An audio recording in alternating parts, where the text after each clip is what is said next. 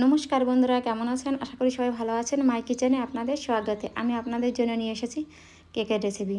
তেল ছাড়া কেক সুজি আর দুধ দিয়ে কীভাবে তৈরি করতে হয় সেইটা দেখাবো। চলুন রেসিপিটি শুরু করি কেকটা বানানোর জন্য। আমি এখানে একটি বাটি নিয়েছি,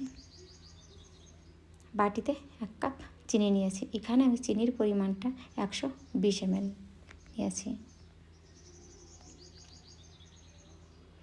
আর এখানে আমি একদম গরম দুধ নিয়েছি। গ্যাস থেকে নামিয়েই দুধটা দিয়ে দিয়েছি, দেখুন। আর দুধটা একদম গরম। এখানে আমি দুধের পরিমাণটা 140 ml নিয়েছি।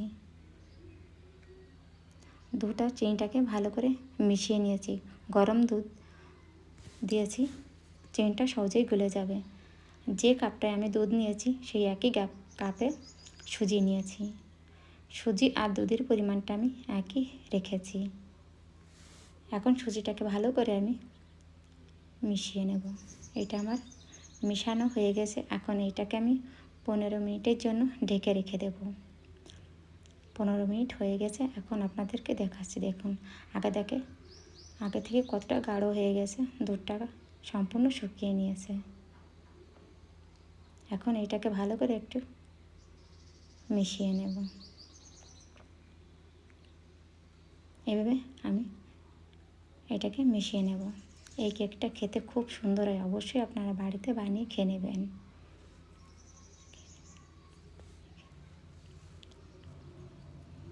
এটা আমার ফেটা হয়ে গেছে। এখানে আমি ভ্যানিলা এসেন্স নিয়েছি, আর মুখটা খোলা হয়নি।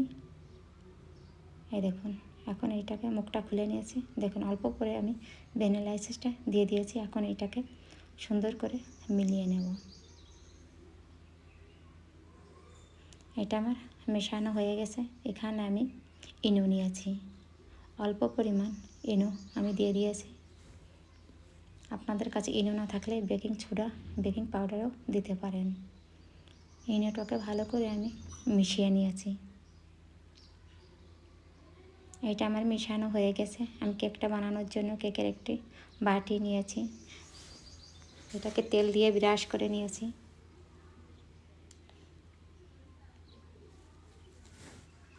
অল্প পরিমাণ আটা দিয়ে আমি এটাকে ভালো করে সেট করে দেবো। এখানে আমি আটা নিয়েছি। আমার বাটার পেপারটা নেই, তাই আমি এখানে আটা দিয়ে নিয়েছি। এটা আমার দেওয়া হয়ে গেছে। এখন কেকের যে ব্যাটারটা সেইটা এখন দিয়ে দেবো। ব্যাটারটাকে দিয়ে দিয়েছি। এটা আমার দেওয়া হয়ে গেছে। একটু ঝাঁকি দিয়ে সেট করে দিয়েছি। উপরে কিছু বাদাম কেটে রেখেছিলাম, সেইটা উপরে ছড়িয়ে দিয়েছি, আর কিশমিশ। আর এদিকে গ্যাসে প্যানটাকে আমি 2 মিনিটের মতন রেখে দিয়েছিলাম গ্যাসে গরম করার জন্য। এখন কেকের বাটিটাকে বসিয়ে দিয়েছি। এইটাকে আমি 30 মিনিটের মতন রেখে দেবো লো ফ্লেমে। 30 মিনিট বাদ দেখুন আমার কেকটা হয়ে গেছে। একটি লাঠি আমি ঢুকিয়ে দিয়েছি, একটু কাঁচা নেই। এটা গরম আছে, একটু সমস্যা হচ্ছে। সাইডটাকে চাকু দিয়ে আমি ছাড়িয়ে নিয়েছি। এখন একটি প্লেট নিয়েছি, প্লেটে এটাকে আমি নামিয়ে দেখাবো। একটু সমস্যা আছে, গরম আছে তো। দেখুন বন্ধুরা, আমার তলাটা কত সুন্দর হয়েছে। আমার কেকটাও সুন্দর হয়েছে, দেখুন।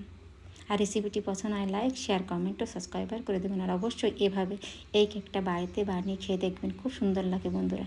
একবার খেলে আপনাদের বারবার খেতে মন চাবে। দেখুন বন্ধুরা, কত সুন্দর হয়েছে।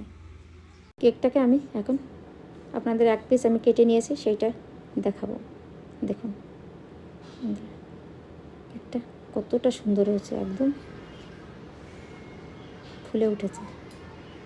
অবশ্যই আপনারা বাড়িতে এই কেকটা একবারের জন্য বানিয়ে খেয়ে দেখবেন, খুব সুন্দর লাগে। একবার বানালে আপনাদের বারবার বানাতে মন চাবে, আর খেতে খুব সুন্দর লাগে।